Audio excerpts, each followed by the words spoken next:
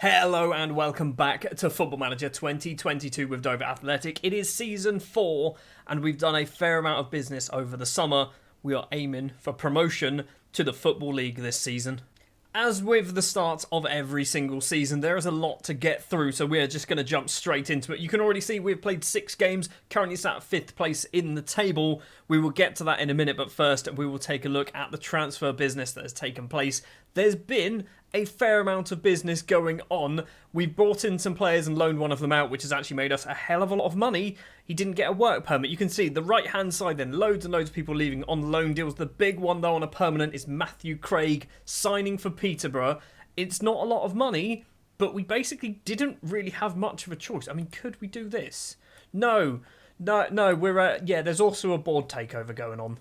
So joining the club then, I think 11 new signings. One of them has come in and gone straight out on loan. Lewis Claridge is a 17-year-old, formerly of Whitehawk, and I just looked and went, he's actually pretty good. He's a backup left back. He might be on the fringes of the first team because basically we don't have a huge amount of left backs. Gary Davies is a former Chelsea youngster. We've tried to do this again and basically poach some players who have been released from Premier League sides. Under 19 international for Wales. He's a right back.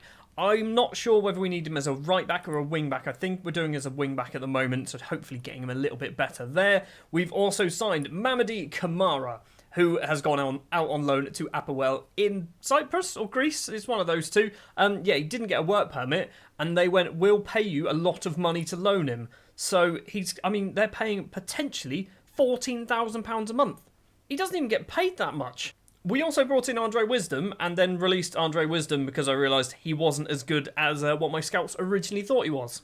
At the end of last season, I did say that Joe Fryer might well have played his last game for the club, and I think he probably has. Ross Stewart has signed, formerly of Dunfermline, formerly of Hearts, an SPL player, a Scottish Premier League standard footballer, has joined Dover Athletic on a free transfer. 29 years old as well. He's not past it by all means. As a goalkeeper, he's arguably reaching his peak, and we've got him in the Vanarama National. He's getting paid a lot of money, but we kind of need to pay a lot of money to get a good goalkeeper.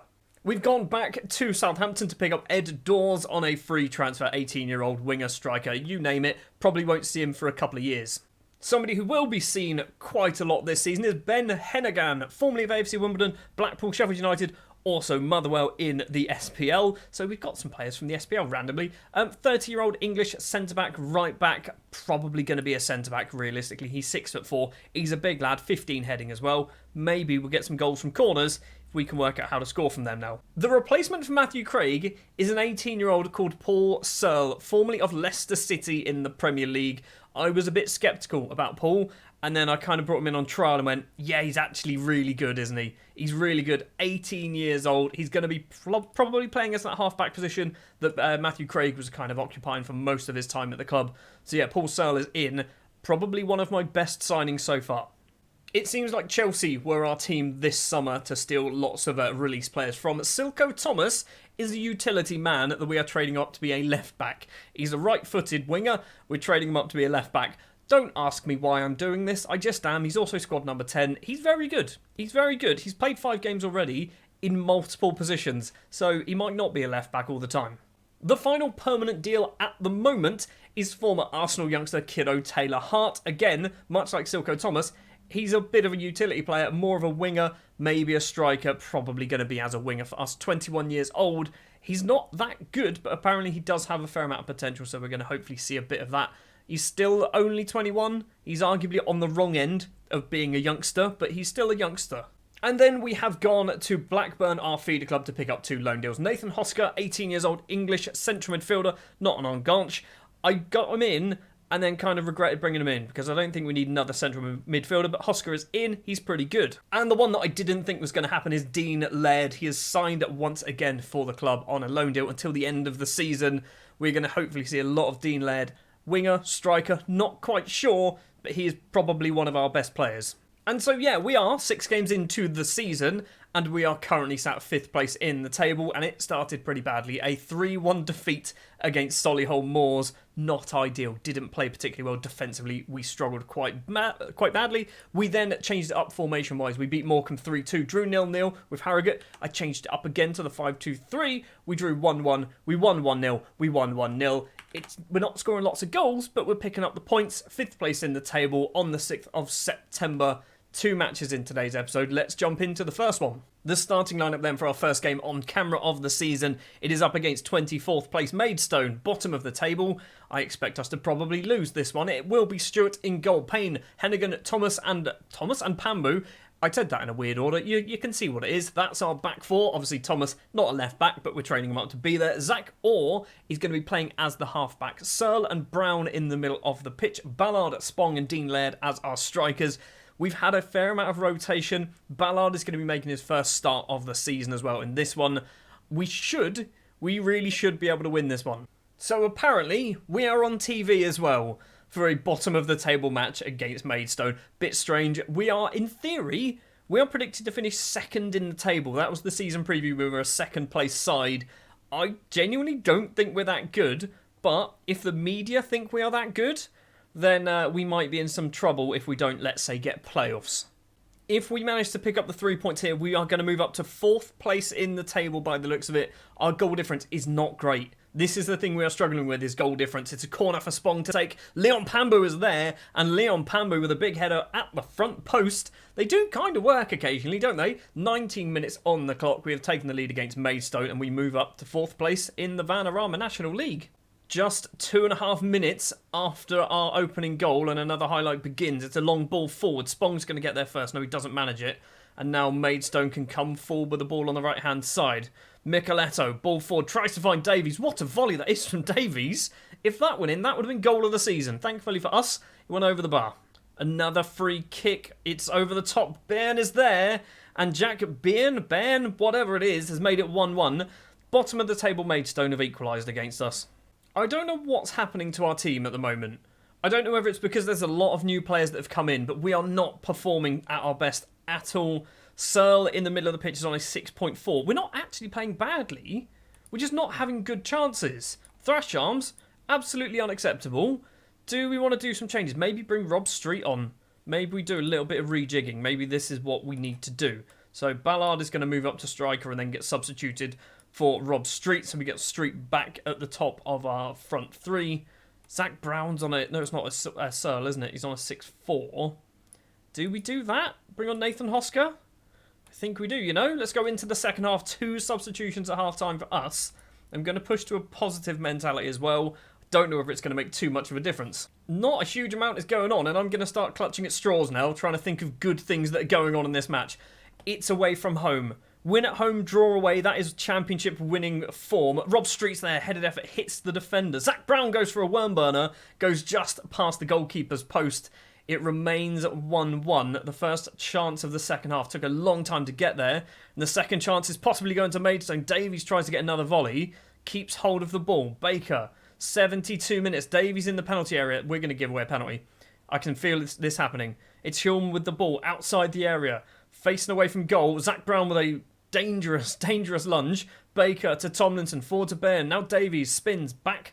Now finds Taylor on that left-hand side. We need to close him down. Lewis Payne is the man to do so. Tomlinson to Randall. And Will Randall's made it 2-1 to Maidstone. I mean, they're bottom of the table, guys. We haven't played badly, have we? We've actually played really well. Pambu's on a 7.5. Hennigan's on a 7.3. And they've just scored twice, and that's going to win them the game. We've lost against bottom of the table Maidstone. What a lovely start to Season 4. Do we throw the water bottle? I mean, I'm embarrassed. I am embarrassed. I probably shouldn't have thrown the water bottle, but quite a few players did get motivated by that. Straight into match number 2, Boreham Wood, a team that are 21st in the table. We are changing it up to the 5-2-3. I don't know why I changed away from this, to be honest. I don't know why I didn't play this against Maidstone. It's going to be Stewart in goal, Hennigan, Pambu and Wakely in defence. Payne and Thomas as our wing-backs. It's going to be Brown and Sull in midfield with Laird, Spong and Rob Street as our attacking players for this one. I've got a goalkeeper on the bench. Hold on, let me sort that out. There we go, much better. Zach Orr, Cooney, Hosker, McAneff and Langston on the bench for this one. Cooney, by the way, I don't know whether we've ever really mentioned him. He's actually getting pretty good now, isn't he?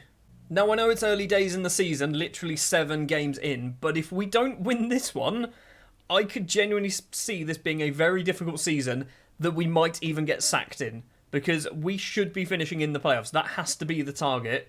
And yeah, if we finish well outside of it, which currently we're sat outside, I can't imagine the board, the new board or the old board, can't imagine they're going to be too happy with that. I'm not happy with what's going on here. Literally nothing so far. Free kick, Thomas takes it. Rob Street's there at the back post. He's tucked the ball away. Is that going to count? It's not going to count. The linesman had his flag up, so the first chance that we get to see results in a goal that is offside by a fair distance. Boreham Wood, more like Boring Wood. It is literally half-time. There has been 2 shots, an XG of 0.05. 0.05. We would have been better off not having our shots if that's how poor they're going to be. I'm going to have to shout at the team because nothing is happening here. We can still win. I'm far from pleased. You're rubbish. You're being absolutely awful. Dean Laird's on a 6-3. I mean, let's try. I mean, ability to make the difference. That's what we're going to have to go for, isn't it? Try and fire some more people up. Straight into the second half. Let's push that to positive. See whether that makes any bit of difference. I feel like it's not going to. There's been a shot on target that we didn't get to see. Lewis Payne with a throw for us to Laird. Back to Payne. The former Southampton man to Sull. Now Laird again. The Blackburn loanee crosses it in. Spongs at the back. He's a small man. Still manages to win the header but goes over the bar. Second real chance of the game apparently goes our way. Results in absolutely nothing happening. And this is going to be 0-0, isn't it? It's a throw for Smith to take to Wallace. Back to Smith. Boreham Wood coming forward with the ball then on the right-hand side, deep in their own half at the moment. Reese, ball forward, finds Fonkeu, maybe? Fonku, like Moncal, Fonkau. Stranger to Rees, to Greaves. I mean, they're starting to try and break us down. Lewis Payne, though, intercepts. Good boy. Now Laird, go for a run. Look, okay, I wasn't expecting that pass, but it worked, didn't it? Laird again towards the penalty area. We've only got 1 in the box, maybe 2 actually. Spongs at the back, crossing. Rob Street's there. Street's headed effort goes over the bar. We're getting closer, but not close enough. Right, Street is going to be replaced. Do we do Langston with his 9 finishing? I mean, he can play pretty much anywhere. Langston, actually, let's have a look. Composure. 14 composure on Langston. McAneff has got 9. We're doing it. We're going for Jack Langston. Biggie Langston is coming on up front. He's not big. He's also not Biggie Langston. We are also going to... Do we do some little tweaks? Up the tempo? Let's lower the tempo. I feel like we're not doing anything. We're not even getting the chances. So let's lower the tempo. See whether we can work our way into the box a little bit easier. 70 minutes and we've got a throw in a good position. Thomas's throw to Spong. Back to Silko. Thomas crosses it in. It's almost found its way in. Laird's hit the bar as well. We've hit the bar in one highlight twice. How have we not scored 8 shots off target? 8 shots off target. We are going to lose, or not lose. Currently, we're drawing. And this is not going to be a fun season, is it? Hosser is coming on as an advanced playmaker on attack in midfield for Zach Brown. Do we do Cooney as well for Payne? I think we do, you know. So final 10 minutes. Apparently we've had a chance on target. That's good. But it doesn't look like we're going to get anything out of this game other than a 0-0 draw. We've not been very good this episode. 2 struggling sides and 2 struggling performances from us. 1 shot on target out of 10.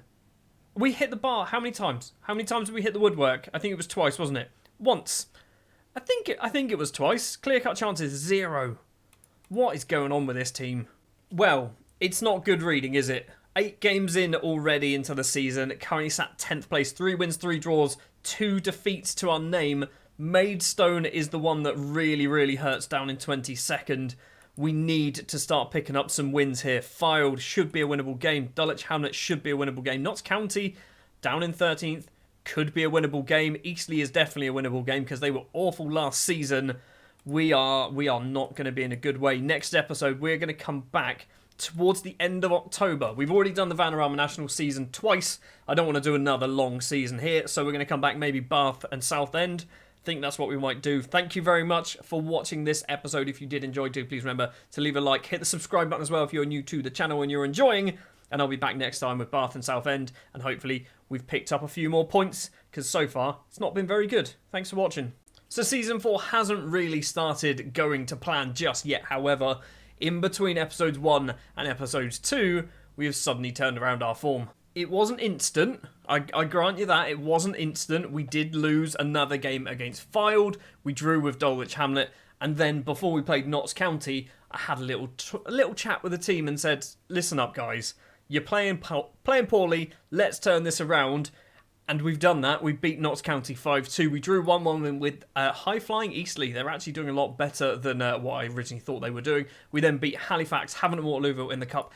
Top of the table, Chesterfield as well. Today is going to be 22nd place Bath. Hopefully, we should kind of be showing that we're playing really well at the moment. And also, 2nd place Southend. Basically, one poor team, one good team. We're probably going to beat Southend and lose against Bath. In other news as well, we have had our takeover. It has literally just happened. If we go to Club Vision, I think, and this is the easiest way to tell, we've played 2 matches since this happened. So before the Havant and Waterlooville game is when it happened. And so far, we've played 2 matches. They're quite happy with it. Before the takeover, we were on a D rating. We're currently on a C. Let's jump into match number 1. The starting lineup then, we are going for the 5-2-3 formation. It's going to be Stewart in goal, or Pambu and Hennigan at the back. Gary Davies and Silko Thomas as our wingbacks. Davies has come in ahead of Lewis Payne because Lewis Payne hasn't been very good. Davies is doing okay at the moment. It's going to be Paul Sull and Dan Malone in midfield. McAnuff, Spong and Laird as our strikers. I've played this team ever since we beat Notts County, for the most part. There's been the odd change here or there due to fitness, but this is our starting 11, and I kind of feel bad for players like Zach Brown, who, at the end of last season, his contract was expiring. I managed to get him to sign a new deal, and now he's probably not going to be playing too much for us. Lewis Payne as well is another one where I think he's good enough to play for us, but if Gary Davies keeps doing the job, Gary Davies keeps getting the game. So we are then in our home kit wearing the white, Bath wearing the blue and red. Looking like a poor man's Barcelona, apparently. One thing that you've probably noticed as well, Malone is playing in midfield.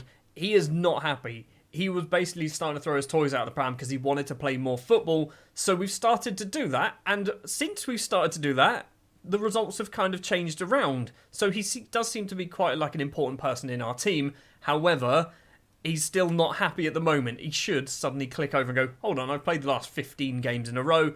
I'm happy with football.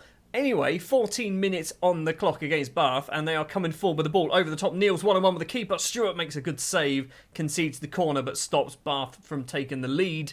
It is going to be a corner, though, that we are going to see on the right-hand side, left-footed from Simpson towards the back post. It's controlled from Diabate at the back post. Sull tackles, Davies clears. Counter-attack? Nope, we're not going to get there first. It's lumped back in. It's all forward to McAnuff. Zach Orr, by the way, I think he's got like 2 under-21 caps for Nigeria now, which is actually quite impressive for a player who isn't very good. Well, it's not really started particularly well, has it? We've had 2 shots, but an XG of 0.04. Bath have had 6, 2 on target, 7 now with an XG of 0.87. We are not playing well. What suddenly happened? I know what's happened. I've hit record. That's what's happened. And Football Manager has decided, you know what, you're not going to win any more games. Upward to Neil with the ball. H. Neil. Back to Upward. Neil again. Now J. Neil. Back to Upward again. What are they doing? These 3 are just passing between them. Rains has managed to break past the defender. His effort isn't very good. Goes wide of the goalkeeper's post. It's going to be hopefully 0-0 at half time. And we need to have a little bit of a conversation, team, because we have been absolutely appalling, haven't we? Defensively, we're okay. We're okay. We've not taken anywhere enough shots. Anywhere enough shots, sure thing. I'm furious with your... I'm not furious with your finishing.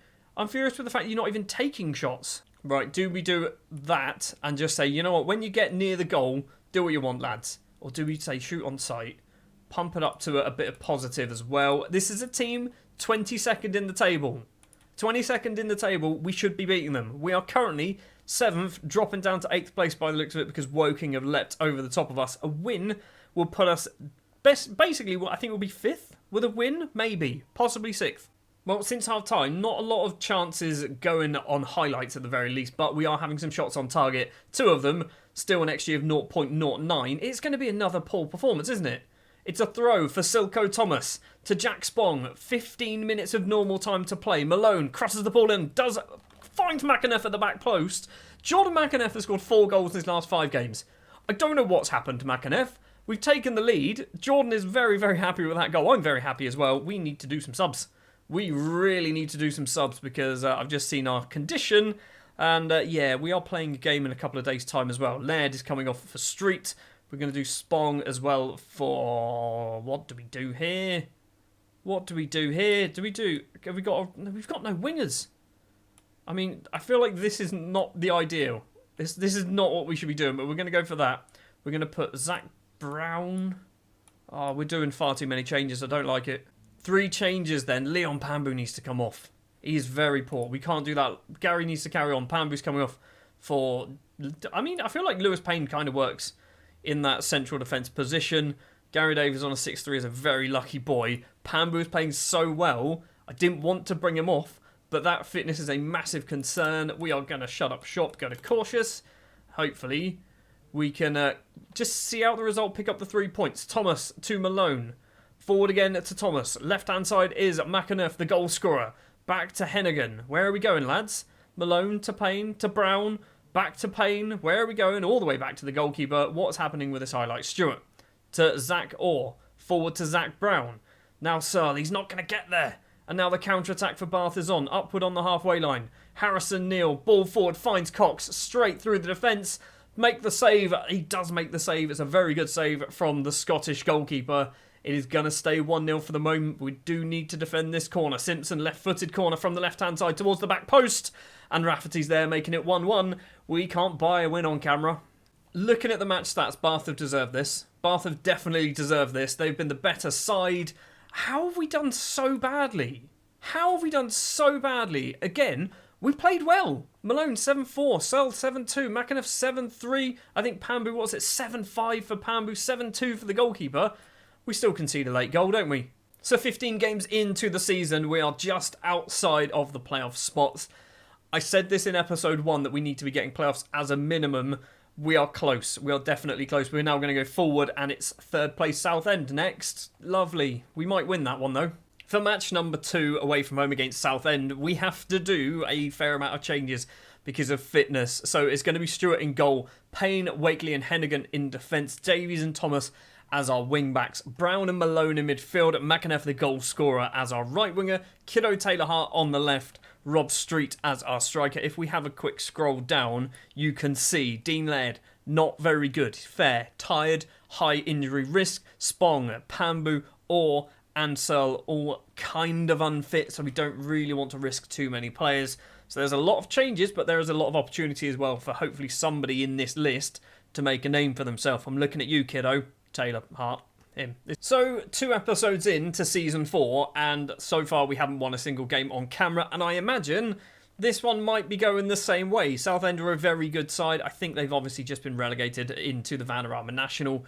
We are a good team. We're just not putting the results together at the moment. Street's there at the back post from McAnuff's cross. Seedon holds on to the ball but I think Rob Street was offside. Yes, he was. 22 minutes. Wakely's ball forward towards Street. Can't really find him. And Southend now have it. Glover to Freeman. Right hand side is Shimanga. Where's he going to go? To Thompson in the middle. Back to Shimanga. Across to Thompson once again. Takes a touch. Goes for goal. Puts it in the bottom corner. It's 1-0 to Southend. And I think this could be the start of a terrible, terrible result. Literally 3 minutes later. And Southend once again coming forward with the ball. Freeman to Hawks, edge of the area, goes for goal, hits McAnuff. I was going to say the defender. It's actually our right winger was back there defending. Alexander has it through to Shimanga, takes a touch, goes for the opposite corner, hits it well wide. Probably shouldn't have gone for the opposite corner. Should have gone for the near post and made it 2-0. Alexander's throw, 10 minutes left of the first half. Cross-field ball. Payne clears it for us though. Street controls it. Needs some support. Back to Zach Brown. Right-hand side is McAnuff. He's got the ball over the top into the penalty area. Can he get his 5th goal in as many games? Kiddo Taylor-Hart's there. And he's hit that well over the bar. Oh, my word. Somebody was offside. I don't know who was offside, but somebody was offside. It's a throw for Hume to Lawless. Back to Hume. Down the left. Crosses in. Shimanga's there. Wakely's there for us, though. Lawless has controlled it. Southend are just looking like a much better side, aren't they? Hume crosses it in. It's hit the post, I think. And we've cleared the ball. It is coming straight back towards us, though, which is a worry. Alexander's got past Silko Thomas. In towards Freeman. It's kicked. Oh, my word. It's hit Kiddo Taylor-Hart on the back of the head. Freeman's there. Malone's nicked it for us. He's lost it. What are we doing? What are we doing, lads? We're playing control possession, and all we're actually doing is losing possession all the time. It's a header clear, there's a goal happening. It's a long highlight, there's a goal happening. Hume on that left-hand side, down to Hawks, 2 in the middle. Plenty of white shirts, though, so we should have the numbers to clear it. Cross comes in, Shimanga's there, flapped by the goalkeeper. It's 2-0 to Southend, and this is game over. We're not even at half-time. And now we are at half-time, and yeah, we are not doing very well at all. I'm happy with your performance. Nicky Southall, I'm happy with your performance.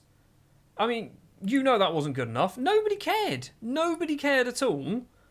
You weren't that bad. You can improve. Let's do that talk because that fires some people up. Right, we are going to go, and we're going to go for a 4-4-2. I now need to do some changes to try and make this work. Right, there we go. So, 2 substitutions at half-time. Ralph is coming on, Dean Laird is coming on, Kiddo Taylor-Hart and Ben Hennigan going off. It means Silko Thomas is going on to that left wing position. We are obviously, Payne and Wakely are going to be our centre-backs. Nathan Ralph is going to be our left-back. Let's go into the second half and hope that we can get something straight into a highlight straight away. This could be interesting. We are away from home, so arguably I should be playing this formation. This is what I did towards the end of last season, and it kind of worked. Street with the ball, breaks through, doesn't do a very good pass, and it's cleared upfield for Southend. Is this an actual highlight, or is this like a weird highlight because I did some subs at half-time? We've got the ball through Davies. He's chested it down straight to a Southend player. We've nicked it back. Street's ball, tries to find Laird on the left-hand side. Can't get there, though. The Blackburn man just doesn't even bother trying. There's a goal happening in this highlight as well. It's going on for too long, and hopefully we've still got the ball, so it might be a goal for us. Laird is there. Dean Laird's there at the front post. 50 seconds he's been on the pitch, and he's made it 2-1. Maybe 4-4-2 wing play could be what we need. Seedon with a goal kick just before the hour mark. Southend coming forward then. Wakely gets there first. Street heads down to the goal scorer, the substitute and goal scorer. Through to McAneff. He's 1-on-1 with the keeper. McAneff has to... How have you not scored that, buddy? You've been on fire recently, and you just absolutely smashed that one wide. Nathan Ralph with a long-range free kick dinks the top of the bar. We need to do our final change. It needs to be Silko Thomas coming off. He's on a 6.2. Not really sure what you're doing. Apparently nothing. That must be what you're doing, so we're going to have to do that. We're going to do Hosker coming on, and then... I don't know. We'll go that way round. I feel like Hosker as an attacking midfielder, probably better as a box-to-box as well. Well, the second half has certainly been a little bit better for us, hasn't it? It's a 4-4-2 versus a 4-4-2. Southend still have the lead. That's not what we need. We're out of substitutions, lads. Lovely. We'll just click continue. Ralph, you're just going to be a left winger now. Bridge with a corner with 10 minutes to spare. It's a header clear. Namai's going to get there first. So, are we going to hopefully get this one clear, or is this going to be another chance? We do get the ball clear, but nobody's there because that was our striker kicking it towards where he should be. Dunn to Freeman, back to Dunn. I'm concerned that this could be another goal here. Hockenhull, good name, like that name. It's a weird name. Thompson to Shimanga. Right-hand side is plenty of blue shirts. Bridge is one of them. Alexander's another. Nathan Ralph's got a job on his hands now, hasn't he? The substitute's got a lot of people to try and keep an eye on. Freeman to Namai. Through ball to Hawks, dinks it over the goalkeeper, over the bar as well. Still 2-1 to Southend. We are still within a chance, but that injury to Zach Brown has basically given us a sending off, hasn't it? Hosker with a free kick, long range chance from the Blackburn man over the bar. We're getting chances. Is 4-4-2 the way forward? Is this what we should be playing all the time? We've got a corner right at the death. 2 minutes of injury time to play. Nathan Ralph is the man to take it. Crosses it in. It's towards nobody in the middle. Lewis Payne's going to pick the ball up, though. It's Wakely, edge of the area. Wakely's gone for goal. The goalkeeper's fumbled it. Street's kept the ball alive. He's tried to cross it in. He's not managed to cross it in, though. Why did he try and cross that? Well, like, what was in his brain to try and cross that? He should have passed it backwards. McAneff with the ball, keeping this alive. We've got a minute and a bit to go, and Dean Laird is there. The super sub makes it 2-2. We are shutting up shop, everybody. We can't risk this. We really can't risk this. Dean Laird, you're on a hat-trick. Street, can you play as a centre-back? No, probably not. Do I know what I'm doing? No, I don't, but this is what we're going for. So we've got 4 defenders. I've moved Nathan Ralph in to be a centre-back. Hosker's going to be a wing-back on the left-hand side. Street is going to be a box-to-box midfielder. Malone's going to be a ball-winner midfielder. I mean, what are we doing here, lads? It's just a mess, isn't it? McAneff's going to be a little bit of an outlet on that right-hand side. You've obviously got Dean Laird keeping his position as a striker. We have 1 minute and 15 seconds of injury time to just hold on. Maybe we can get a winner. Hopefully nothing happens. It looks like nothing is going to happen. Dean Laird, the super sub, has just saved the day. An 8.9 rating. We are playing the 4-4-2. The 4-4-2 seems to work, and we've done that, technically, a man down. Oh, and not only are we a man down, but that is a bad injury. 6 to 7 weeks for Zach Brown. Not ideal. Not ideal at all. Ralph? Oh, Ralph used to play for Southend, apparently. So we're going to finish this episode then on the 29th of October, 8th place. Still just outside the playoffs, but close enough. Close enough. How are our new board thinking? How they hated the Dover versus Bath result, which is fair enough. Absolutely love the 2-2 draw against Southend. That will do nicely. That's going to do it for this episode. Next episode, we are going to go to the end of December, I think is what we're going to do. So it's going to be Morecambe and Harrogate. We've also got an FA Cup first round match against Stockport. Plenty of winnable games in here as well, although most of them are very decent sides. Top table sides. Torquay, Hartlepool should be winnable games. Solihull Moors is going to be a pain in the bum. Anyway, that's going to do it. Thank you very much for watching. If you did enjoy, do please remember to leave a like. Subscribe to the channel if you are new. I've just seen we've done an unbeaten episode as well. That's worth a like, isn't it? I'll see you in the next one for Morecambe and Harrogate. And hopefully 4-4-2 does the job going forward. Thanks for watching. We are back on the 1st of January for our Dover Athletics save. And to say that we've turned things around is an understatement. We've won probably our last 7 games in a row. Okay, 6 games in a row, but we've actually gone undefeated in the league now, all the way back to the 17th of September. The reason why we've done so well, we've actually won 6 games in a row, 5 league games, 1 cup game. It's because we've gone to our trusty 4-2-4 formation that we played in last year's Football Manager game, and we basically won lots and lots of things, and it seems to work once again. It gets us goals. That's the main thing. We've kind of been struggling scoring goals throughout the season so far. The 4-2-4 has started to get us goals, and plus, it gives us 2 strikers. We very rarely play with 2 central strikers.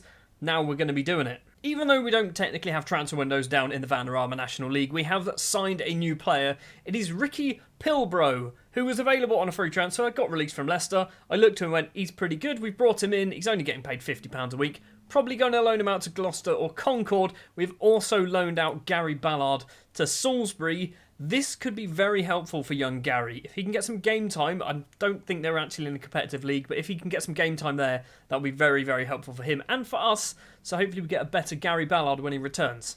And because of our pretty successful December, we have found ourselves back up into 5th place in the table, back into the playoffs, but it is still very, very close. Arguably, Eastleigh down in 11th are the lowest team who are kind of in this little scrap.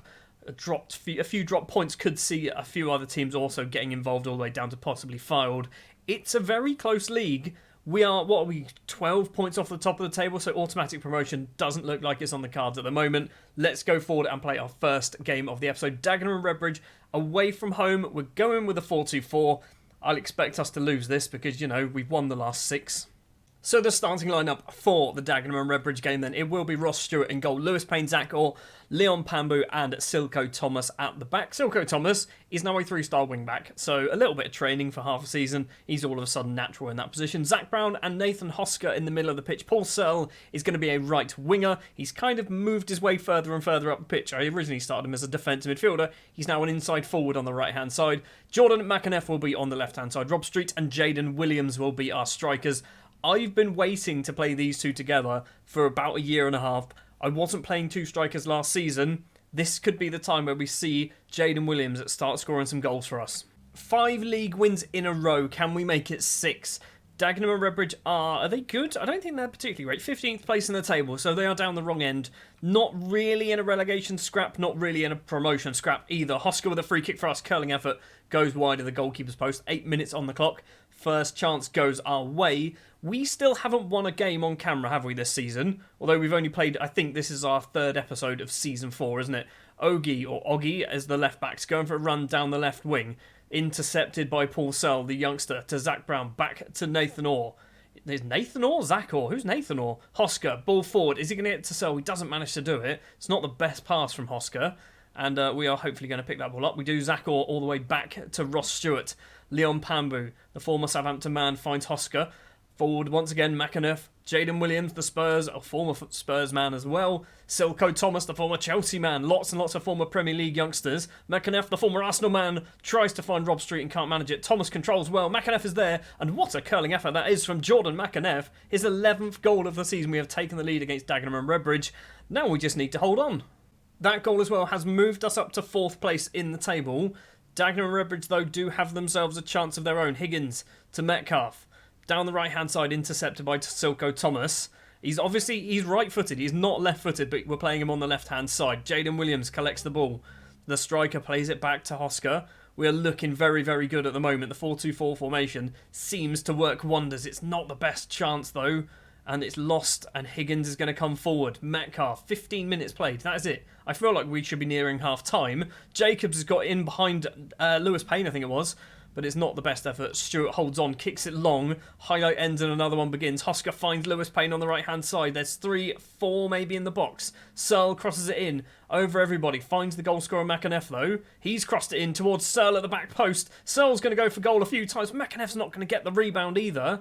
There might be something happening from this highlight. Hosker lumps it upfield. Payne isn't going to keep it in play. Nothing happens from that highlight. Another one begins. There's a lot going on. The 4-2-4 formation gets us highlights, doesn't it? Zach Brown with it. Back to Zach Orr. Now Hosker again. McAnuff with some space. Chests it down into the penalty area. 2 in the box. Plays it back to Thomas. Across to Hosker. Hosker's effort is saved by O'Brien. It's going to be a corner. Still only 18 minutes played. We are looking very, very good at the moment. Hosker's going to take it then. Right-footed towards probably the back post. It is towards Jaden Williams. Pambu's there. Payne is there as well. Into the penalty area for the fullback. Is he going to cross it in? Doesn't cross it. Hosker does, though. Instead, it's a punch clear from the goalkeeper. And I want this highlight to end. There we go. Well, you can see from the change in formation and the just sheer quantity of highlights that we're having, it does seem to be making a bit of a difference, this new formation. The cross comes in from the corner. A header clear. Silko Thomas is going to collect, though. Back to the corner taker, please. Nope, gone the wrong way instead to Zach Brown. I feel like this is going to end up back at the goalkeeper. Hosker has the ball. Through ball. Finds Rob Street. Oh, my word. Goalkeeping. What was that? What was that goalkeeping? I don't care. Rob Street is there, making it 2-0. 33 minutes on the clock. Rob Street has been on a very poor run of form as of late until we change formation, so he's starting to get his goals once again. And at half-time, the McAnuff and Street goals mean it is 2-0 to Dover Athletic. I'm happy. Keep it going. I'm going to need to do a change, though. Lewis Payne is going to come off. Ben Hennigan is going to come on, because Ben Hennigan can play as a right-back. He's not the best right-back. He's 6'4", doesn't really have a lot of pace, but he should be good enough to do a job. Obviously, Lewis Payne, you can tell from his fitness there, probably shouldn't have even played this match. Zach Orr with a free kick for us after just 3 minutes in the second half. McAnuff. Williams isn't going to get there, but McAnuff gets the slided clearance. It's McAnuff down that left-hand side, 3 in the box, plays it to Thomas instead. Now Hosker, long-range chance from the Blackburn loanee, hits it just over the post. It's going to remain 2-0 early on in the second half. Well, my plan of playing Jaden Williams up front with Rob Street isn't really working out for Williams, is it? He's on a 6.6. Apparently, it looks like he's looking complacent. I think that's what that is. He is looking complacent. I'm going to give him a focus, see whether that makes a difference. I mean, of all people, you should not be looking complacent. You've been complaining about not playing football. We're starting to give you some chances, and you're playing awfully badly. Wildbone's effort is awful as well. That goes over the bar. We got a bit lucky with that one.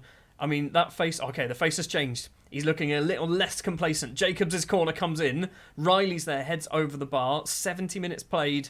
I think we are going to do our final 2 changes. Paul Sull is... he's not having a good game as a right winger, is he? What do we do here? What do we do here?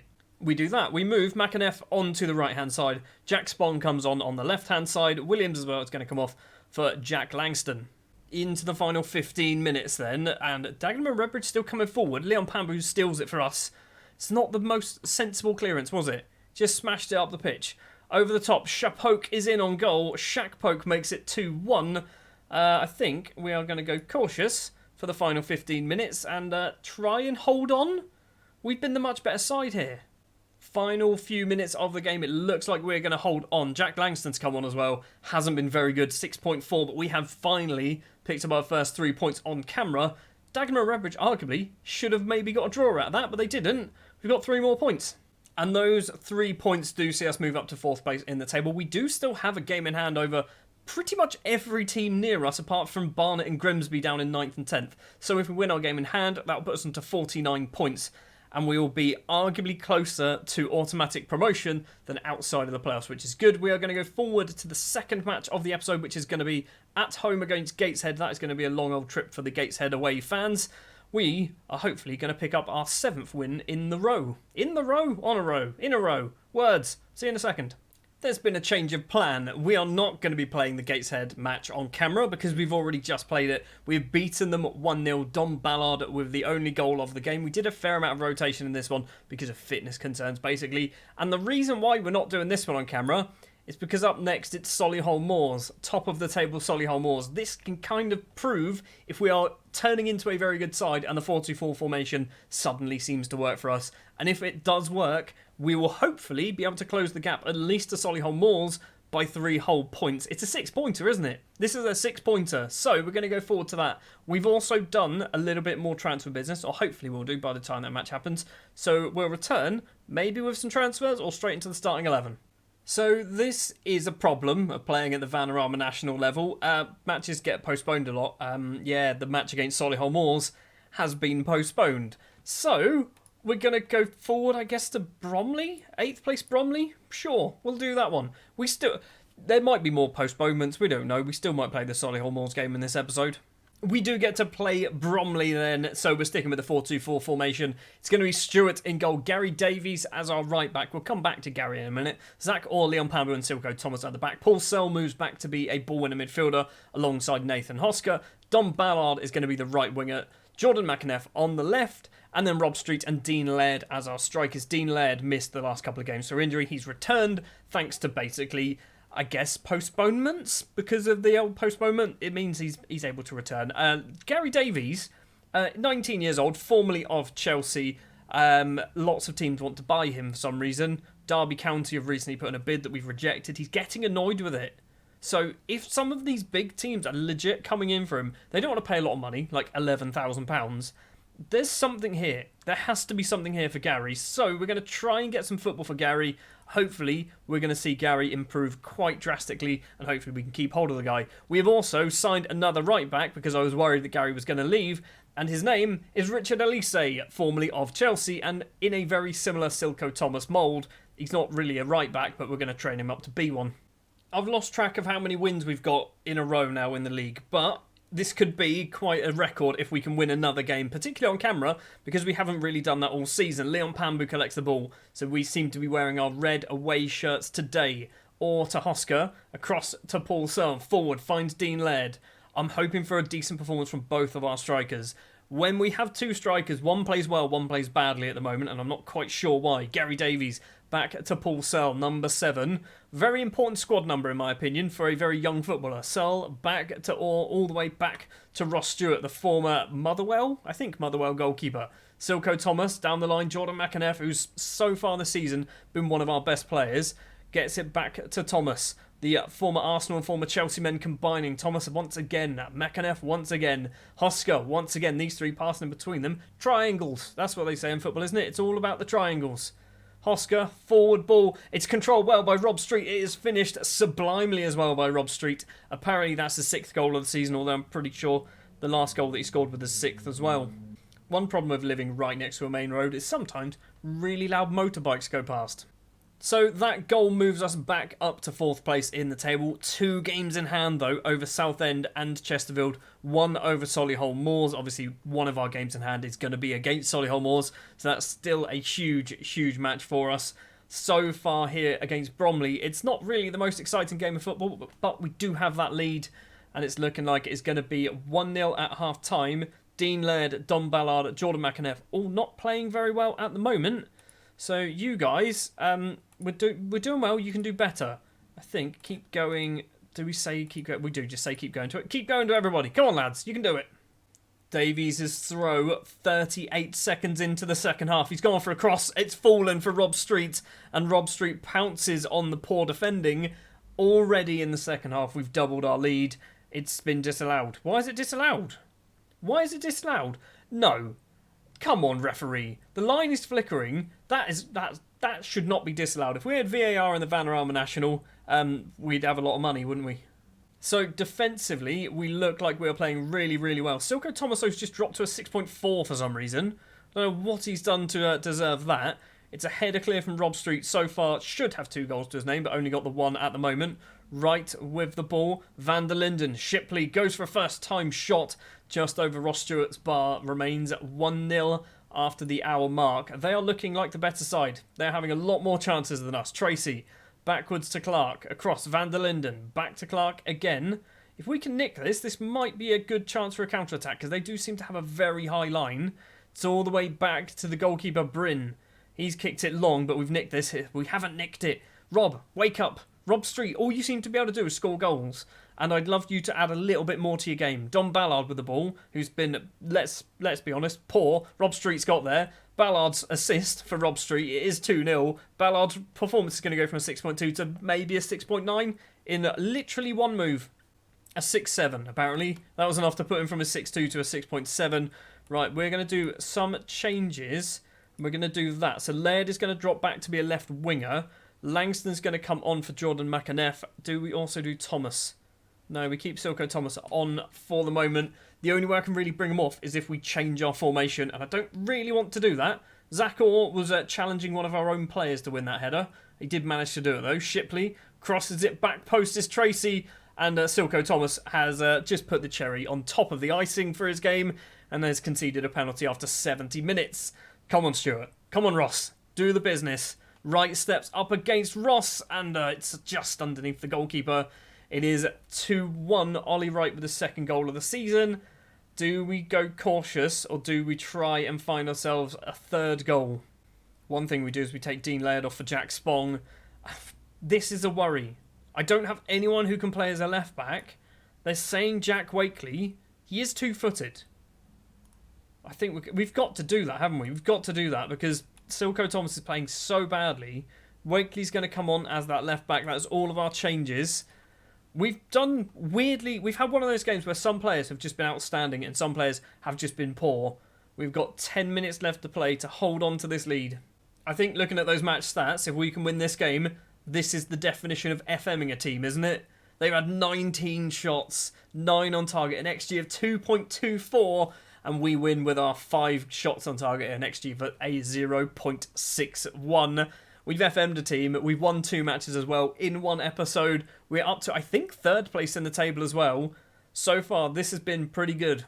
So after that victory, that now makes it 8 league wins in a row. It moves us up to 3rd place in the table. 52 points on the board. 2 games in hand as well over Chesterfield. Hopefully, if we can win both of those games in hand, that will put us on to, what is that, 58? 58 points. We'll be 2 points behind Chesterfield. We'll be 4 points behind Solihull Moors because one of the games in hand is against Solihull Moors. We've turned things around, everybody. We've actually managed to turn things around. Next episode, we are going to do the Solihull Moors game, and we're going to probably do someone a little bit further down because that Solihull Moors... I mean, we've got nobody decent, have we? Solihull Moors is literally just by themselves in the middle there. I don't really want to do a different episode just for that one. Although, we are playing Chesterfield in March, so we might have a very strange episode next episode. In fact, I might record the Solihull Moors match in about 20 minutes, and then we'll play the Chesterfield one, and I'll be wearing a different t-shirt. Thank you very much for watching this episode. If you did enjoy, do please remember to leave a like. Hit the subscribe button as well if you're new to the channel. I will be back next time with more Dover Athletic, and hopefully our promotion push to the Football League will continue, and hopefully we're going to get closer and closer as we get towards the end of the season. We've also got youth intake coming in soon, which might happen in the next episode. Apparently it's good. It's not amazing. Thanks for watching, and I'll see you next time. Hello and welcome back to Football Manager 2022 with Dover Athletic. Today is going to be an episode of 2 halves. Match number 1 is going to be up against Solihull Moors on the 21st of January. Match number 2 is going to be up against Chesterfield somewhere in March. Let's get on with the Solihull Moors game, shall we? So not a lot of time has passed since the last episode. Last episode we played Dagenham and Redbridge and Bromley. We beat Morecambe. We lost against Chorley, but if you look on the right-hand side of the team that we played an entirely full rotated side bar Ross Stewart in this one. So yeah, I kind of expected to lose that one. Solihull Moors then, top of the table. We are currently 3rd place in the table. This is kind of a must-win. If we don't win, it's not the end of the world. But if we do win, that is going to make it very, very interesting going towards the end of the season. The starting lineup then will be pretty much what we've been playing for the last few matches. It is going to be Stewart in goal, Payne, Orr, Pambu and Thomas at the back, Paul Sull and Nathan Hosker in the middle of the pitch, Jordan McAnuff and Dean Laird as our wingers today, with Rob Street and Jaden Williams as our strikers. Jaden Williams actually scored a goal in the league for us. He's got 2 goals all season now. Is this the start of something special? Probably not, but you know, he might score some more.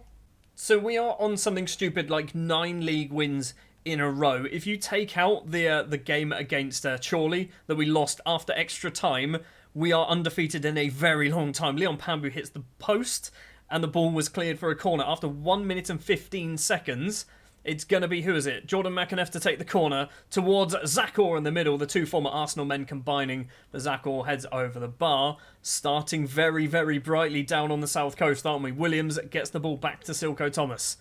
He's going to go for a run. Plays it on the ground to Laird. Down the left-hand side, Dean Laird, can he get that cross in? Stops and crosses it. It's a poor, poor cross. McAnuff is going to hopefully keep the ball alive and does so. Payne's cross towards Rob Street. The goalkeeper boot comes out, holds on to that. We've got 3 minutes on the clock, and this highlight is carrying on. Boot's gone for a run, and now a long kick over the halfway line. Zach Orr wins the head. Good job, Zach. Dean Laird back to Silko. Hosker forward, finds Rob Street, takes a lovely touch to get past the defence. He's got a lot to do there, hasn't he? He's got a lot to do. His effort was on target. It wasn't the worst effort, but it wasn't obviously going into the back of the net. So far, 20 minutes in, Solihull Moors haven't had a shot. We've had 9, only 2 on target, but we've had 9 of them. Hosker's free kick for us towards the back post. It's a penalty. It's a penalty. I think Street was pushed by Kirk. Who is stepping up to take it? I don't even know. Is it Jaden Williams? It's Jaden Williams. It's number 15. Jaden Williams then puts the penalty in the back of the net. It is 1-0 to Dover Athletic. First place versus third. And this could be a massive 3 points for us. 24 minutes on the clock. Jaden Williams has scored again. Could it be 2-0 just 3 minutes later? Laird with the ball, finds Williams, the goal scorer. McAnuff back to Williams, back to McAnuff, back to Zach Orr, back to Sull. We're going the wrong way, lads. There we go. Long ball forward. Street chests it down. He's controlled it well. He's at the base of the post. And they are just dangerously passing it around in their 6-yard box. They do clear their lines. We have an XG of 2 already, and we've only got 1 goal. I would love it if we can get a couple more. We have deserved it so far, judging by the match stats. Thomas to Dean Laird with the ball. Whip it in, buddy. Or go for a run. Score a worldie. You can score a worldie. He's hit it over the bar. I mean, he heard me, clearly, but he's also not good enough to score a worldie.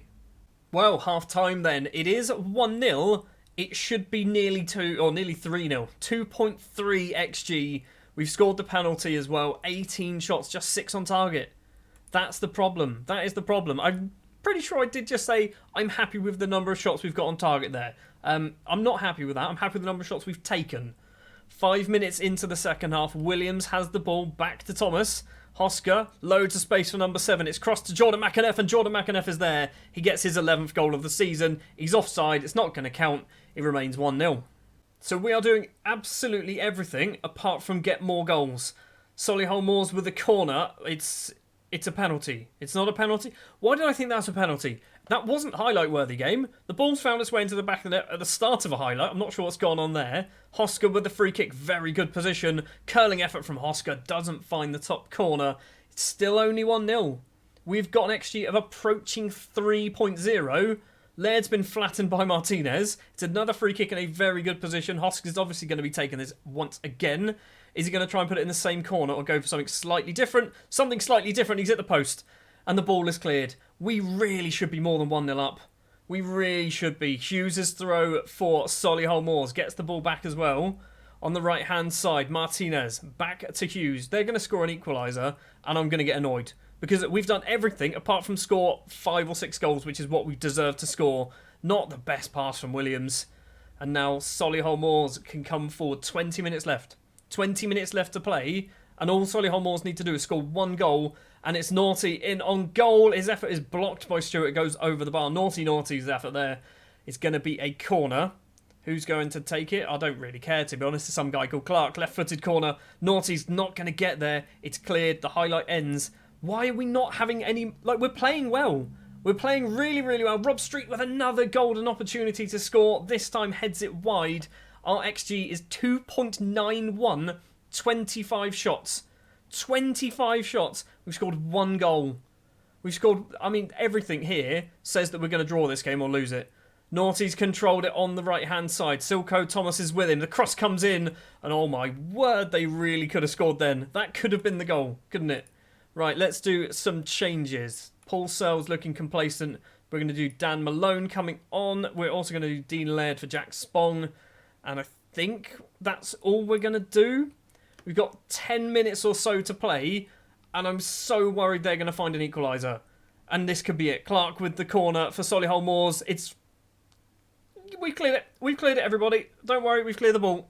Final few minutes of the game. I mean, we've played so well, you wouldn't think that this was a 1-0. But we have picked up the 3 points. That is a massive, massive 3 points there against top of the table Solihull Moors. How did we only score 1 from a penalty? How did we only score 1 goal in that game? We should have scored 3 according to XG. Goes to show XG is a lie because Solihull Moors should have scored 1 as well.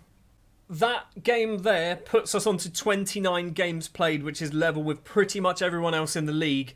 But that is a massive 3 points. That is a 6-pointer that has gone our way. 3rd place in the table. 2 points off of Chesterfield. 4 points off of Solihull Moors. We are now going to go forward a fair distance to the 4th of March. By which point I've probably had a change because it might be recorded tomorrow. But yeah, we'll be back once we played Maidstone, Borehamwood, Fylde, Dulwich Hamlet, Notts County and Eastleigh. And maybe even had a youth intake as well. So yeah, we'll be back for you in just a second. For me, probably 24 hours. Okay, so it was more like 100 hours-ish. It's been like 4 days since I recorded the first match of this episode. Second match is up against 2nd place Chesterfield. We are top of the table. Not only are we top of the table, we have gone undefeated. In fact, we haven't dropped any points in the league since the 23rd of November now. We haven't dropped any points at all. The 4-2-4 is superb defensively for us. We are not conceding goals. We are scoring goals as well. So obviously we left off...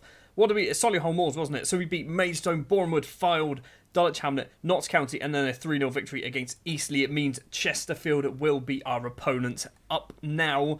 But we have done a bit of transfer business.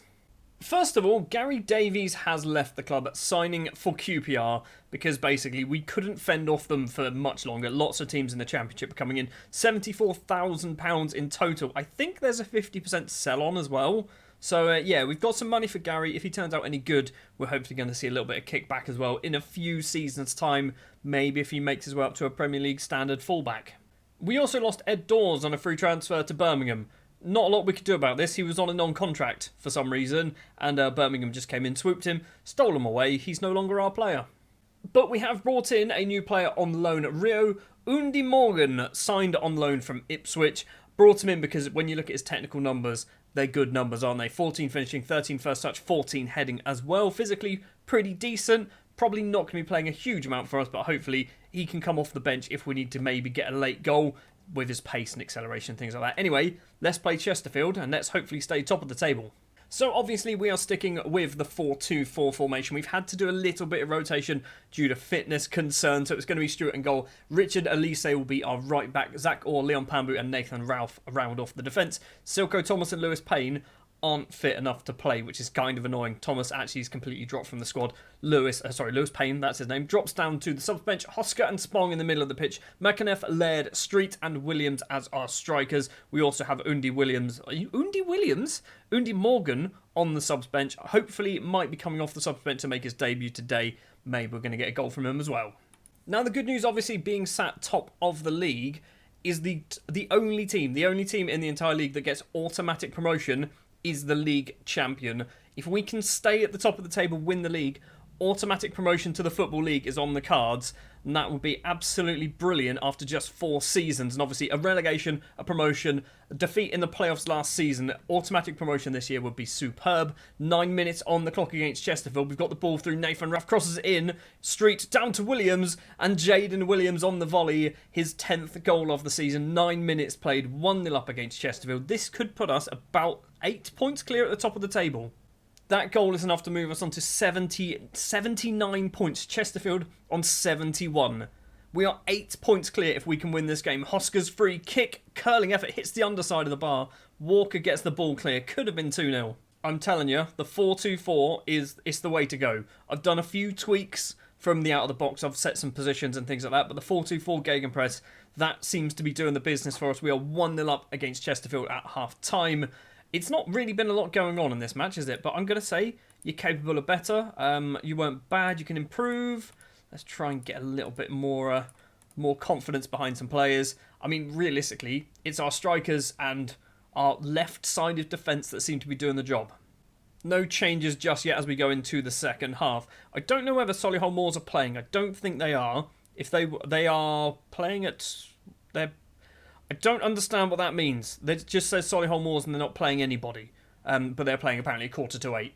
Dean Laird's throw to Jack Spong. Back to Laird. Ralph is off the pitch with an injury. We've got a lot of fitness issues. We need to probably do some subs. Elise on the right-hand side. 4 in the box if he can cross the ball in. Stops and eventually gets the ball in. It's cleared, though, from Hull. Pike can kick it upfield. Straight back towards us, though. Zach Orr to Elise on the right-hand side. Use your pace, friend. Crosses it in. It's a looping cross towards Dean Laird at the back. It's fallen for Spong, playing rarely as a central midfielder, but he's doing it today. Lovely turn. Absolutely brilliant turn there from the former Brighton man. Laird crosses it in. It's towards Jaden Williams, and Williams' headed effort goes just wide of the post. Let's do some subs. We've got just over 20 minutes. I mean, that's a concern. That is a big concern, because our left back, obviously, is, what's his name, Silko Thomas, currently not match fit, and now our backup is also picking up an injury. We're going to do a few changes further up the pitch, though.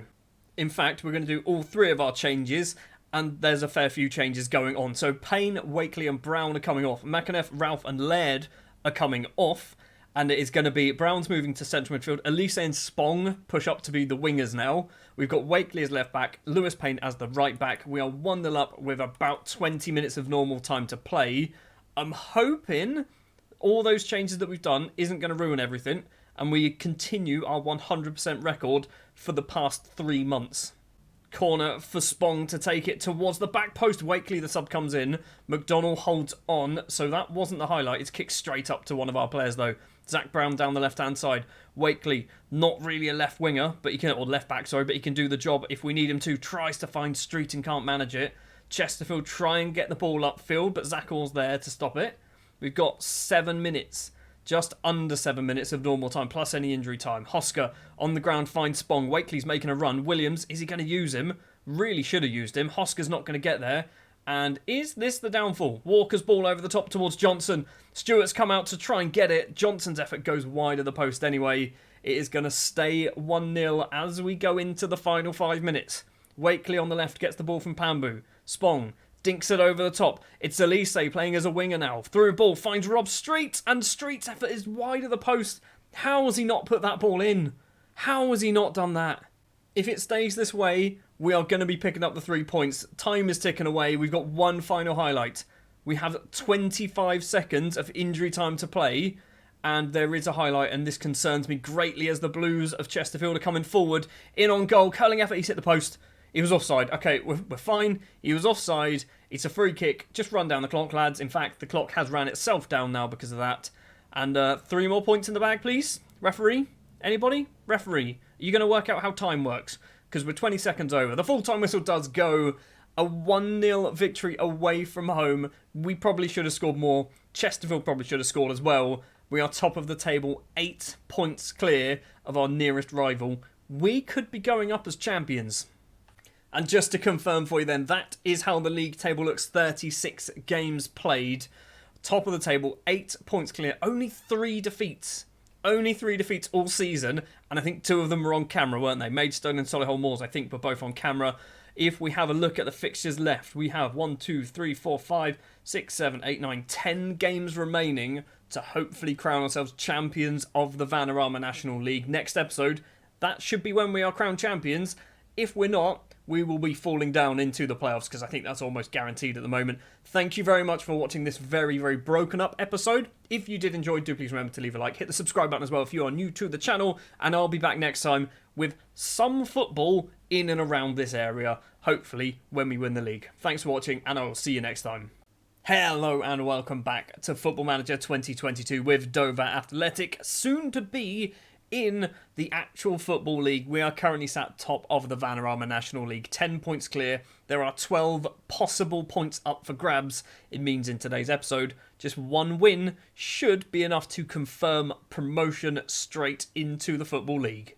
So there you have it. That is the current state of the league table. We have guaranteed playoff football. We are one win away from guaranteeing promotion. You probably notice, you might notice, we've lost another game. Since the last episode, we actually haven't done particularly well.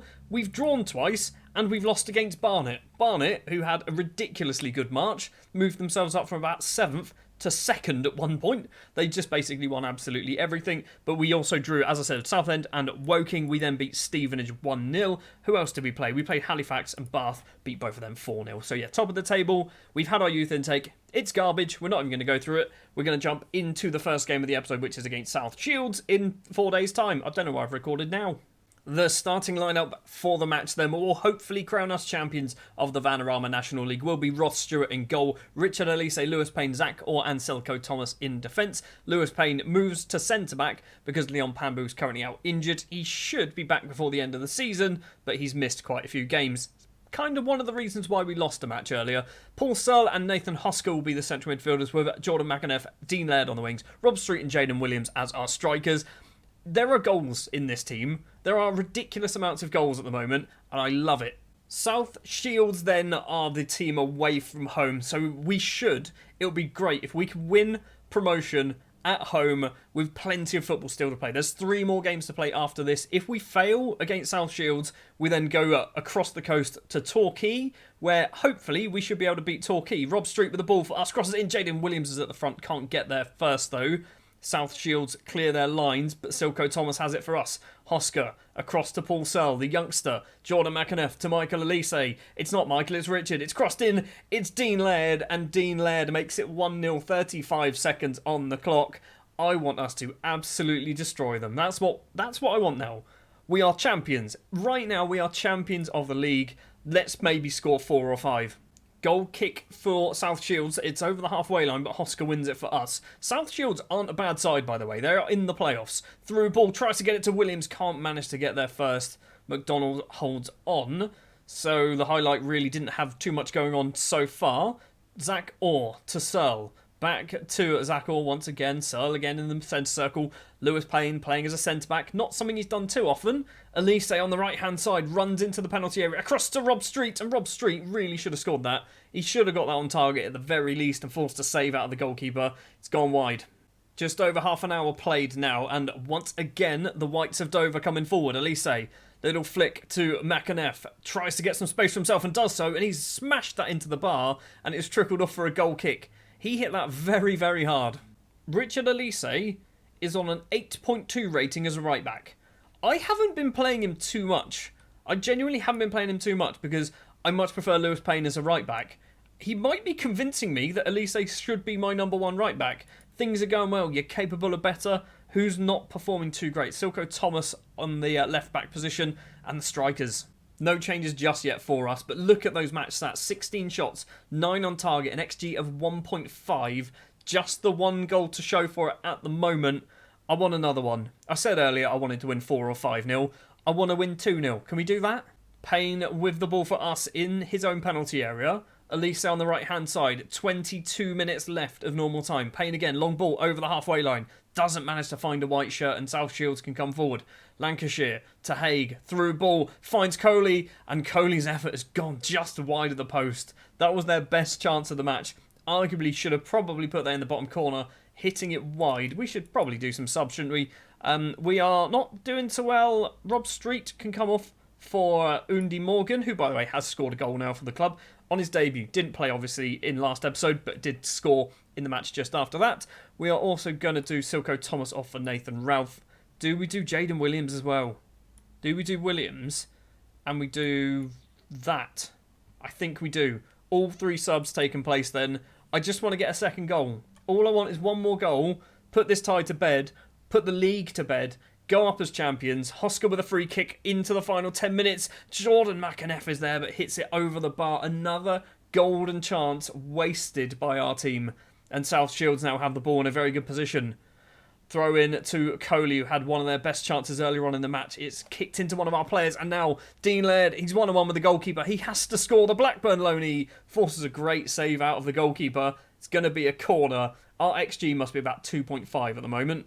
It's Nathan Ralph, the fullback, to take it, the substitute. Where's he going to go? Towards the middle, towards Zach Orr. Doesn't bother going for the header, and that ends the highlight. We've had 20 shots. 20 shots so far. 1 goal to show for it. 3 minutes left of injury time to play. We do have a highlight. If we draw, we won't be champions. I don't know what's happening elsewhere. I don't know whether if we draw and other results elsewhere go our way, we still could be champions. Lancashire's in on goal. It's a great save from Ross Stewart. The Scotsman puts it behind for a corner. 1.5 minutes. 1 minute, 30 seconds left to play, and we could be promoted to the Football League. It's a header clear from Zach Orr.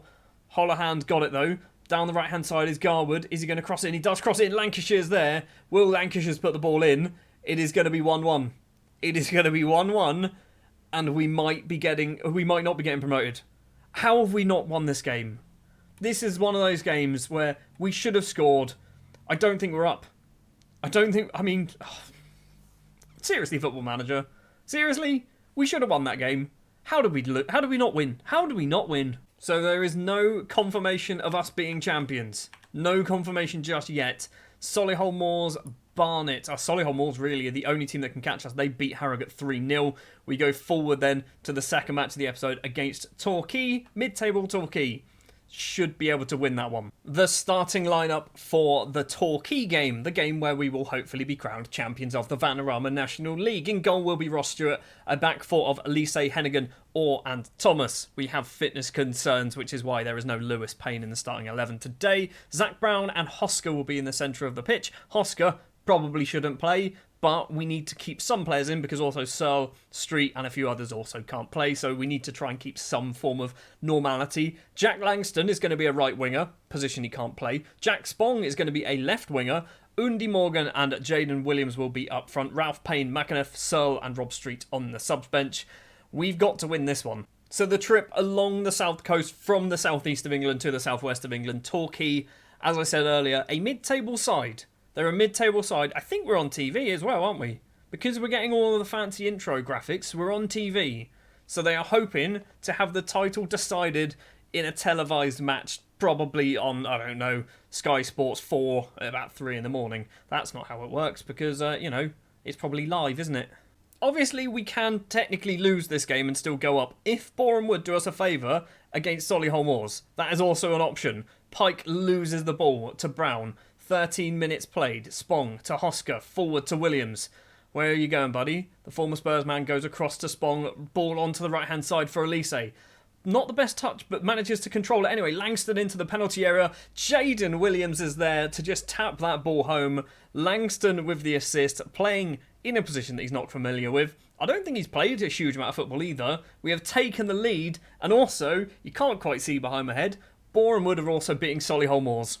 Ahmed Jennings is the man to score that goal, so if everything stays this way, we are definitely going to be crowned champions. Technically, right now, we could probably lose the game. Rodgers' corner comes in towards the back post. Pike's headed effort goes over the bar. Nearly half an hour on the clock.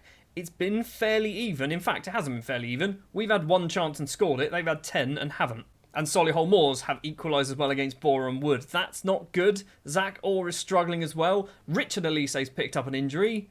Oh, what is happening? Lewis Payne's going to have to come on then as our right back. Hosker is ready for bed. Zach Orr is ready for bed as well.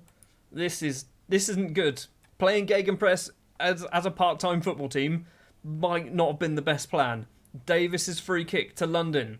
We are 47.5 minutes out of 47 is what we should be playing in the first half. Rodgers into the penalty area and the substitute Payne's given away a penalty. Oh my, what are we doing? We seem determined to throw this away, don't we? We seem determined to not win the title. Who's stepping up? Is it Pike? It is Pike against Stewart. Stewart could have saved that. All he had to do was stick an arm out. Didn't bother. It's 1-1. And that was literally the last kick of the half. The last kick of the half, Torquay have equalised. Thrash arms, absolutely unacceptable. Absolutely unacceptable. We're doing okay defensively looking at the numbers, but Elise obviously 6-6 going off injured. Payne's come on and conceded a penalty. We're going to do no changes for the second half. Jack Spong is on a 6.2, going up to a 6.3. What is happening with the Borehamwood Solihull Moors game? Still 1-1. So if it stays, it's not 1-1. Carl Hudlin's just scored for Solihull Moors and made it 2-1. Is this enough? It's 3-1. It's 3-1. Kieran Phillips has scored as well. Is this enough if it stays this way for us to be crowned champions? Or are we on course to bottle it? We need one win out of our final 4 games. And so far, we are not looking likely to do so. Williams to Undi Morgan. Ball on the ground straight to one of the yellow shirts of Torquay. Perry, ball all the way back from Davies to the goalkeeper. Brozowski, maybe? Not quite sure. Kicks it long over the halfway line. Payne forward for us, straight to a yellow shirt. And once again, Torquay are just tearing us apart. Diallo on that left-hand side. Gets some space, crosses it in. Easily intercepted by Hennigan. And are we doing any... That's a red card, isn't it? What are we doing? What? Rio Undi Morgan's got himself sent off as well. I think we're going to have to play for a draw. We have to play for a draw now. So we're going to go for that formation, and now we just need to work out how we are going to try... I say that formation, do we? I think we're going to just have to do this, aren't we? Play for a 4-4-1. Langston, unfortunately, is going to have to come off. Do we have anyone who could really play there? We can do that. That might work, actually. That could work. Spong's injured as well. Hosker needs to come off. What is going on? We've got no central midfielders on the bench. Yes, we do. We've got Sull. Sull's going to come on the left-hand side. What do we do here? Right, I've moved everybody around again. Langston's going back on the right wing because I think he might be the most suited to play there. We've got Sull in the middle as Mazzala. Hosker as the advanced playmaker. Williams is going to be the lone striker. We've still got one sub left. We still have one sub. I probably need to change that to cautious as well. We just need to hold on now, guys. We just need to hold on. We've got 2 games left to play. 3 games left to play? 2 games left to play. And we are 6 points clear. So this isn't enough, even with a draw at the moment. Technically, if our goal difference is superior, it might be enough. It might not matter because Torquay are in on goal. It's a good save from Stewart. It's going to be a corner. 4 minutes left to play. 4 minutes left to play. We are probably going to have a third match in this episode as well. Corner comes in. It's a headed effort. Lewis Payne off the line. It's a good clearance. The highlight ends there, though. Jaden Williams could have potentially carried on a run, but didn't want to do it, apparently. Perry forward to Williams. Now Diallo lumps it towards goal. It's intercepted by Thomas. Back to Stewart. I mean, he's offside, guys. He was about probably 30 yards offside. Boreham would have pulled one back against Solihull Moors, but it is 4-2 there. Corner for Torquay. And oh my word, it's gone just over the bar. It is probably, we're on the 93. It's probably going to remain 1-1 here on the South Coast. It has, but it's again not enough to be crowned champions. Now, it's technically not enough to be crowned champions. However, we are 6 points clear with 2 games left to play, and we have a positive 11 goal difference. We need to lose 5-0 and 6-0 just in order for us to drop that goal difference. I guess we could lose 3-0 and 2-0 and Solihull Moors can win their games. Who are they playing? Who are Solihull Moors playing? Because this is the key thing here. Fylde down in 16th, Dulwich Hamlet in 20th. Right, we're going to go forward then. Hartlepool next up in 17th place.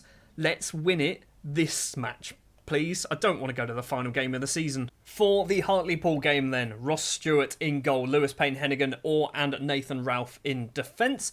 Brown and Searle in midfield, McAneff and Laird on the wings, Rob Street, Williams up front. We have big Leon Pambu returning from his injury, but he's not fit to play any more than 45 minutes, so we're not going to risk him at the moment. Silko Thomas needs a rest. If we go down, Jack Spong, he's not match fit for some reason. The suspension, obviously, to Undi Morgan. We've got Richard Elise out injured. Nathan Hosker needs a rest as well, so we're going to be doing that this match. We just need 1 point now. We just need 1 point. A draw here would actually work. Once again, we are on TV. They are determined to put a Dover match on TV until we win the league, aren't they? We seem to be on TV every single week at the moment. Hartlepool are struggling. Hartlepool are struggling in the league. We really should be beating Hartlepool. Down in 17th place. We will keep an eye on what's going on with Solihull Moors. 1 minute in, Fylde have taken the lead against Solihull Moors. So everyone's trying to help us out, aren't they? Everyone's trying to help us out. We just need to get a point here. Just get a point here. Hartlepool have taken the lead. What's going on with this game? Zach Orr with a free kick for us. 18.5 minutes. We are now on the back foot already. Dean Laird's in on goal here, though. Is he going to make it 1-1? Dean Laird takes it past the goalkeeper, does make it 1-1. Instant response from Dover Athletic. Elsewhere, I think Fylde are still beating Solihull Moors. We have got our point back that we need to be getting. And obviously, Solihull Moors are not getting their 3 points. So there is going to be 7 points difference if it remains this way. I'm still wary. I'm genuinely still wary. Fylde are 2-0 up. Rico Hackett. What, are Fylde fighting for something? Where are Fylde? They're down in 15th. They got nothing to play for. They're just helping us out. Good job, Fylde. It's Zach Orr with a free kick. We've got about 2-3 minutes left of the first half. Street's going to get on the end of this. Is Street going to make it 2-1? He should have done. Mitchell makes a save. It's going to be a corner. Solihull Moors as well have pulled one back. It is 2-1 up in the northwest of England. Ralph's corner. Takes it towards the middle. Street's not going to get there. Hennigan's not going to get there either. Mariah Welsh is going to go for a run. The former Bournemouth man, maybe he's on loan from Bournemouth. He's going for a run down that left-hand side. Is this a counter-attack? It is a counter-attack. They probably should have scored. I think it was offside. We got away with that. Mitchell with a free kick. Still not quite at half-time. It's a header forward. Sull lumps it upfield. Finds Street once again. Is he going to get it on target this time? Mohamed's tripped him. That is going to be a penalty. It's saying Nathan Ralph is the man to take it. I don't know who's good at penalties. Jaden Williams. Jaden Williams is the man to be taking our penalties. He's a striker. I trust a striker more than a left-back. I'm sorry, Nathan. Come on, Jaden. Make it 2-1. Williams steps up. Right-footed penalty into the top corner. It's a good penalty. Goalkeeper got very close to it. His 17th goal of the season. Jaden Williams needed a strike partner. That's all he needed. He just needed a strike partner. Lone striker doesn't do the job. Stick him up front with somebody else and he suddenly scores loads and loads of goals. 2-1 at half-time. We are in the driving seat. Let's just not throw it away. We've gone straight into the second half. No changes at the moment. Fylde still winning 2-1 against Solihull Moors. It's 3-1. Luke Young in the 57th minute. Looking at our match performances as well. Lewis Payne needs to come off. He's not playing badly. He's just very tired. So we are going to do that. Leon Pambu is going to come on. No, actually, what am I doing? What am I doing? Silko. Silko can play as a right back. He's perfectly fine as a left back. He can probably play as a right back as well. Leon Pambu is going to come on for Zach Orr because of fitness. Straight away, I'm a bit concerned by doing that because that's obviously 2 defenders. Ralph with a throw. Laird's not going to get there, but Ralph gets it back, kicks it upfield, but straight to one of their players. And now Mampala to Seymour. Leon Pambu off the bench, returning from his injury, sticks a leg out but can't quite win the ball. Finch on the right-hand side for Hartlepool. There's 2, maybe 3 in the box. Williams is one of them. Back to Finch. Yellow carded, crosses in. Seymour is there. It's in the hands of the goalkeeper. We're fine. We're fine. Everybody calm down. Even though we are winning the game and we're doing our job, Fylde are doing a better job. Fylde are 4-1 up against Solihull Moors now. We are still only 2-1 up, but we do still have the lead. It's a free kick for Hartlepool. Long-range chance over the bar of the goalkeeper. 80 minutes played. 2-1 up at the moment. Do we shut up shop? I mean, realistically, Fylde aren't going to throw away 4 goals, are they? Not in the last 10 minutes of the match. So Fylde have done us a favour. Finch goes for a run for Hartlepool. Gets past his man. Keeps going into the area. That's a wonderful goal from Sonny Finch. Yeah, maybe we should have gone defensive. We're just drawing. We're just constantly drawing, aren't we? Final 2 minutes of the match. Let's do one more change. Luke Pearce. Luke Pearce is going to come on. He's been out on loan to various teams over the year and a half that we've had him at the club. He's never really played for us, so this could be his chance. If he scores a winning goal, that would be lovely. Silko Thomas's throw, the right back.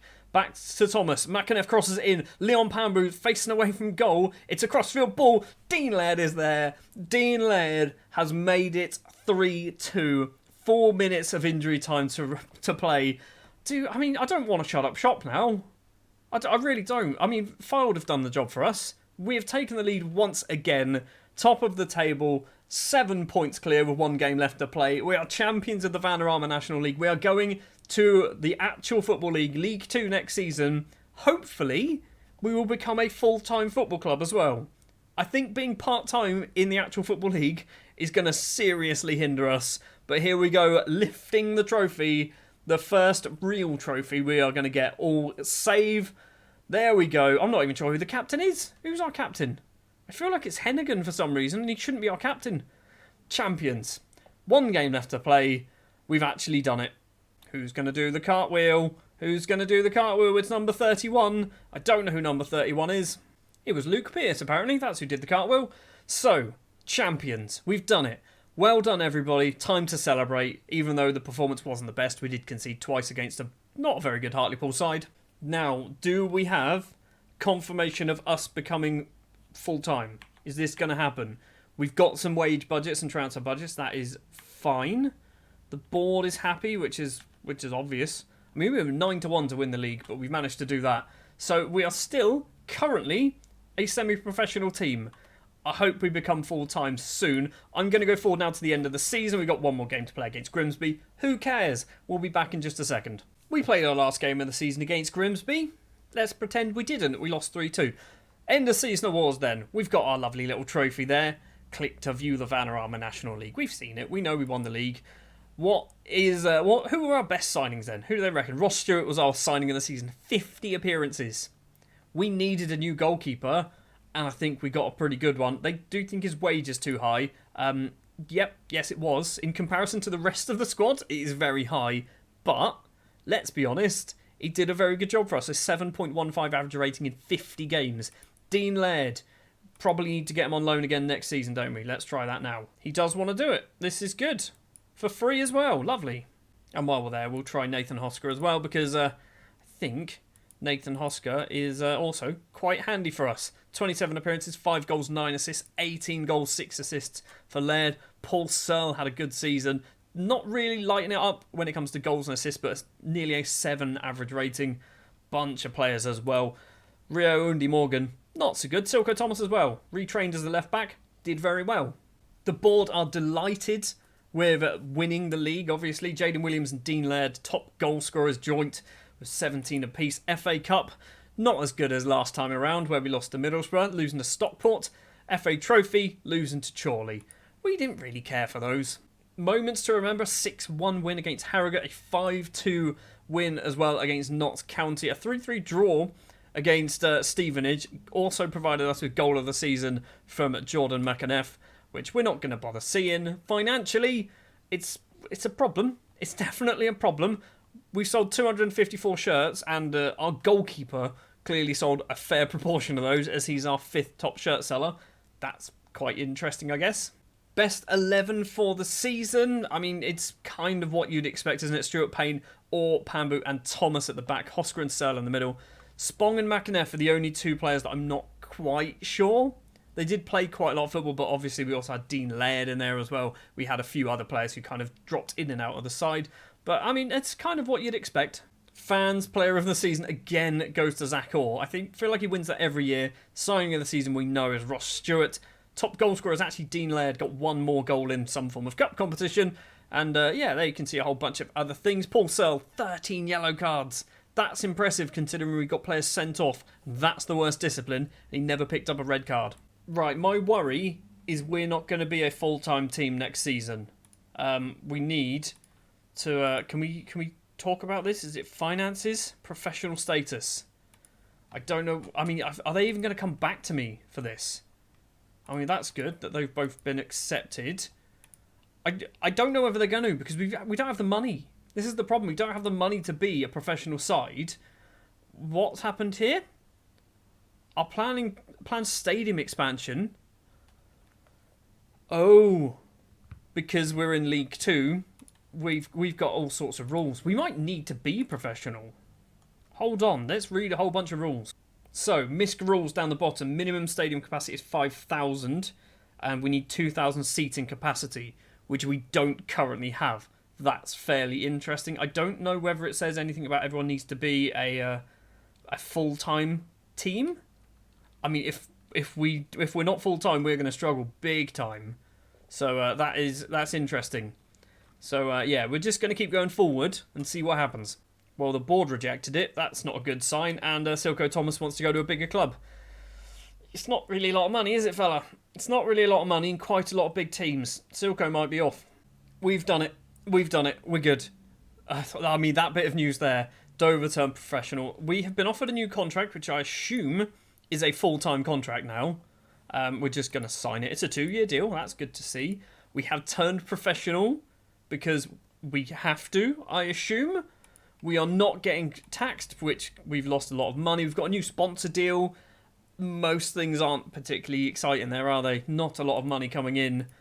But the big news, we're a professional side, which means when we go to training and calendar, I mean, we can't see at the moment, but look at this. We can train 6 days a week now.